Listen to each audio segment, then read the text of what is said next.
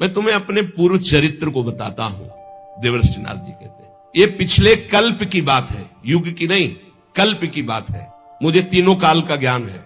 मैं वेदवादी ब्राह्मणों की एक दासी का लड़का था। ये पहले बहुत सुंदर गंधर्व थे, उपबर्हण, जो देवर्षि नारद जी अपनी कथा सुना रहे कि मैं पूर्व जन्म में दासी पुत्र था, उसके पहले उपबर्हण नाम के गंधर्व थे और बहुत ही सुंदर थे। इनको इतना सब पसंद करते थे, चाहे कोई भी हो, कि इनका दर्शन करना, इनसे संभाषण करना। चित्ररथ गंधर्व ने 50 दिव्य सुंदर अपनी पुत्रियों को, उपबर्हण को ब्याहा था। बड़े ही सुंदर थे ये। एक बार ब्रह्मा जी ने भी इनको अपनी सभा में गाने के लिए बुलाया, उपबर्हण को भगवान का यश गाने के लिए। अब ये उस सभा में तो गए, बहुत रूपवान थे, जो देखे लुभायमान हो जाए। तो ये भगवान का यश न गा करके जो अप्सराएं और सब, तो रूप सौंदर्य सांसारिक गाने लगे। ब्रह्मा जी गए, सभा में बुलाए गए हो, हरि यश गान करने के लिए तुमने सांसारिक रूपों का गायन किया, इसलिए तुम दंड के अधिकारी हो, जाओ नीच योनि को प्राप्त हो। तुम्हें गर्व है अपने इस रूप का, जाओ तुम नीच योनि को प्राप्त हो। शाप सुनते तत्काल शरीर क्षीण हो गया, नष्ट हो गया। तो वही कह रहे हैं कि मैं पिछले कल्प के अपने पूर्व जीवन में वेदवादी ब्राह्मणों की एक दासी का लड़का था। वर्षा ऋतु में चातुर्मास जैसे चल रहा है, तो महात्मा जन एक स्थान पर 4 महीने टिकते, प्रायः ऐसा था। पहले से वो स्थान देख लेते थे कि जहां 4 महीना भिक्षा मिलेगी, और वो 4 महीना वर्षा में एक जगह रहते थे। वो जब देव उत्तिष्ठिनी एकादशी आती है, तब फिर सब चातुर्मास पूर्ण करके भ्रमण करते थे। तो ऐसा ही उन ब्राह्मण के यहां चातुर्मास करने बड़े महात्मा जन आए। तो उन ब्राह्मण ने मुझको, मेरी बाल्यावस्था थी, देवर्षि नारद जी कह रहे, उन संतों की सेवा में नियुक्त कर दिया। देखो, संत सभा में अपराध किया, ब्रह्मा जी की सभा संत ही सभा तो है, तो नीची गति को प्राप्त हुई। अब यहां संत सेवा, तो सर्वोत्तम गति को प्राप्त होंगे। मुझे संत सेवा में नियुक्त कर दिया गया। ये बड़ा सौभाग्य होता है जब संत सेवा का अवसर मिले, उनके चरण धोने का, उनको परोस के पवाने का, उनकी जूठल पत्तल फेंकने का, उनकी पत्तल से जूठे किनका लेकर बड़ा अवश्य। जो भगवत प्रेमी महात्मा, ये संसारिक लोग उपहास करेंगे, मत सुनना, ये संसार के रजोगुणी लोग नहीं जानते हैं। बातुल भूत विवश मतवारे, ये ते नहीं बोले वचन विचारे, तिनकर कहा सुने नहीं काना। अहो भाग्य, संतों का चरणामृत मिले, संतों की जूठी पत्तल से एक एक कण उठा के पाने का। आप खुद अनुभव करके देख लेना कैसा हृदय होता, रोने का मन होगा प्रभु के लिए जब संतों की जूठन मिलेगी।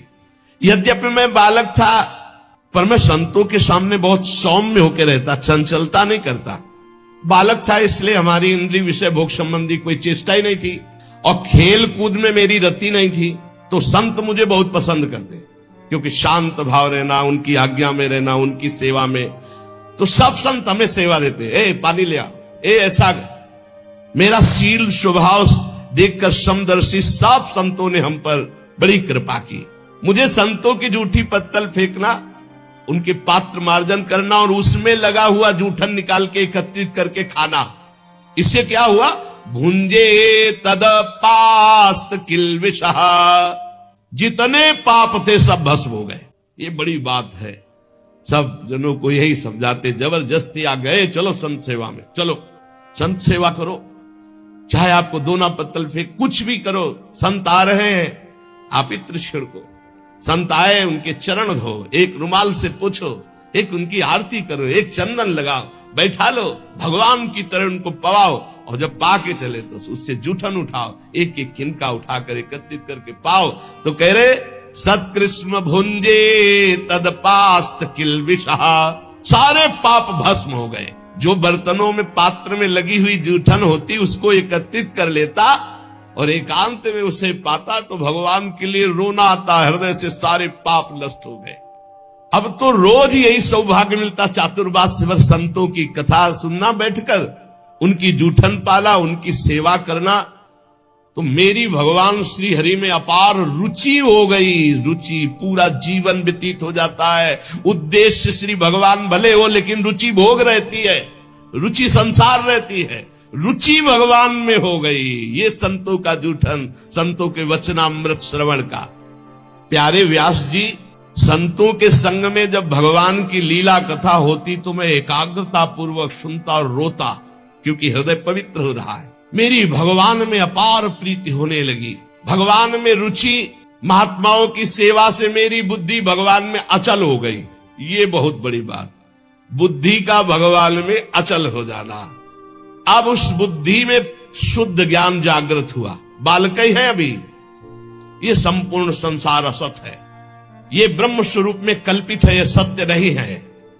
मैं ऐसा देखने लगा, ये बहुत ऊंची स्थिति। इस प्रकार शरद और वर्षा, इन दो ऋतुओं में तीनों समय महात्माओं का चरण धोना, महात्माओं की जूठन पाना, महात्माओं के वस्त्र धोना, उनके पास बैठकर भगवान की चर्चा सुनना, मेरे चित्त से रजोगुण तमोगुण का पूरा नाश और विशुद्ध त्रिगुणातीत भक्ति का प्रादुर्भाव हो गया। मेरा संतों में बड़ा अनुराग हो गया, बड़ी प्रीति हो गई। मैं विनय पूर्वक संतों से यदि कुछ लेना है तो दैन्य, जैसे भगवान को दैन्य प्रिय से संतों से मैं विनय पूर्वक बर्ताव करता। संत जन मेरी श्रद्धा, मेरा संयम, मेरी विनम्रता, आज्ञाकारिता, ये देख करके बहुत प्रसन्न हुए। जब जाने का समय हुआ तो मैं सब संतों के चरणों में लौटकर रोया कि अब कैसे जीऊंगा। 4 महीने आपका सानिध्य, चरणामृत, वचनामृत, उच्छिष्टामृत। उनमें से जो एक महापुरुष थे वे एकांत ले गए और उन्होंने भगवान के गुरुहितम ज्ञान का हमें उपदेश किया, जिसका उपदेश आगे भगवान ने उद्धव जी को किया है एकादशी स्कंद में। भगवान श्री कृष्ण के माया को प्रभाव को मैं जान गया। अब तो कुछ अच्छा नहीं लगा, कैसे भगवान मिले, कैसे भगवान का दर्शन। सत्य संकल्प व्यास जी पुरुषोत्तम भगवान श्री कृष्ण के प्रति समस्त कर्मों को समर्पित कर देने से और निरंतर भगवान की स्मृति से तीनों तापों का नाश करने वाला शुद्ध ज्ञान प्रकट हो जाता है। वो मेरे हृदय में प्रकट हो गया। अब तो जन्म मृत्यु चक्र में डालने वाली माया का मेरे ऊपर कोई प्रभाव नहीं। बड़ी प्रसन्नता हृदय में, पराभक्ति का प्रादुर्भाव। अब प्रभु का नाम गुण स्मरण बस यही चल पड़ा। प्रभु का नाम जप रहे, प्रभु की लीला गायन कर रहे, प्रभु का स्मरण कर रहे। कभी कभी एकांत में, हे प्रभु मैं आपको नमस्कार करता हूं, हे प्राणाधार आपका कैसे साक्षात्कार होगा, ऐसे प्रार्थना करता। अब मुझे संतों की कृपा से ब्रह्म ज्ञान और पराभक्ति भाव रूपा दोनों का परिचय प्राप्त हो गया था।